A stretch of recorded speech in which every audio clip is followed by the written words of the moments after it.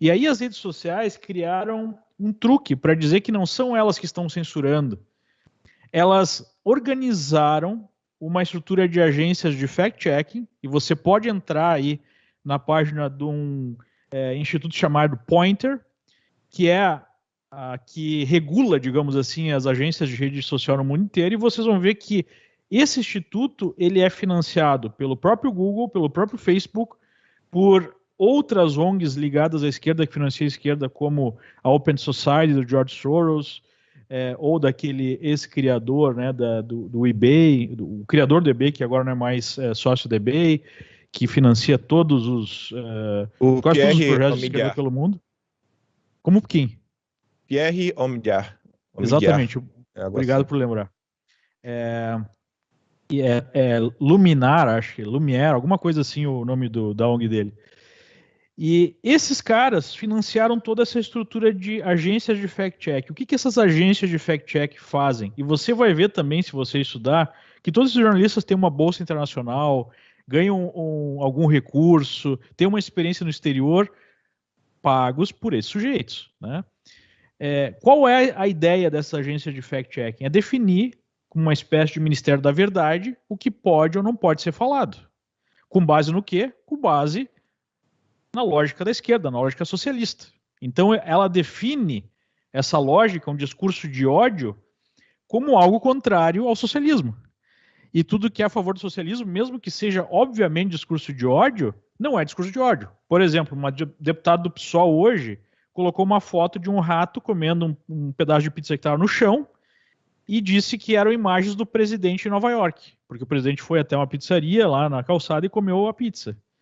Então, isso é considerado pelas redes sociais, por essa agência de discurso de ódio? Não. Por quê? Porque ela está falando mal do presidente. E é o objetivo da esquerda detonar o presidente. E é impressionante, né, Leandro? Desculpe te cortar, mas como esse tipo de postagem incita milhares de outras e elas vão ganhando um corpo de ódio, realmente. Elas vão...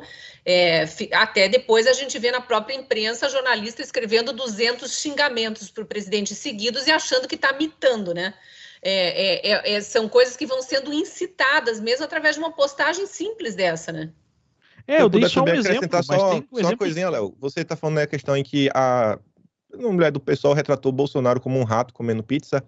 Um ilustrador brasileiro, trabalhando mais de 25 anos para a Marvel, ele foi demitido porque ele fez uma ilustração, Bolsonaro em cima de um cavalo com uma espada de fogo, botando para correr figuras da política brasileira da esquerda, Lula, Dilma, acho que o Temer, o Sarney, representados como ratos. E aí o cara da Marvel falou que isso daí seria algo extremamente preconceituoso, antissemita, porque os nazistas costumavam representar os judeus como ratos.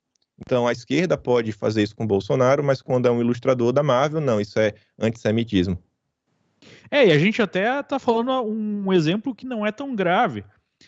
Acho que o Zé de Abreu simplesmente retuitou a mensagem de alguém que sugeriu que iria socar uma outra deputada de esquerda, Tabata Amaral. Depois ele veio até apagar, aparentemente por iniciativa própria, a mensagem. Só que isso não gerou, né, o tipo de reação. Imagina se algum deputado conservador fizesse algo parecido com isso. Na verdade, teria já justiça. Talvez tivesse preso. Um homem contra uma mulher, né? Exatamente, né? Mas como é de esquerda, pode. Então, é toda uma visão de mundo de esquerda que tenta ser imposta através dessas agências de fact-check. Então, você tem o jornalismo de sempre, que é de esquerda. Você tem as redes sociais, que seriam uma válvula de escape, que agora estão sendo censuradas. E aí, esse tipo de medida, como a do Bolsonaro, é algo que garante a liberdade de expressão.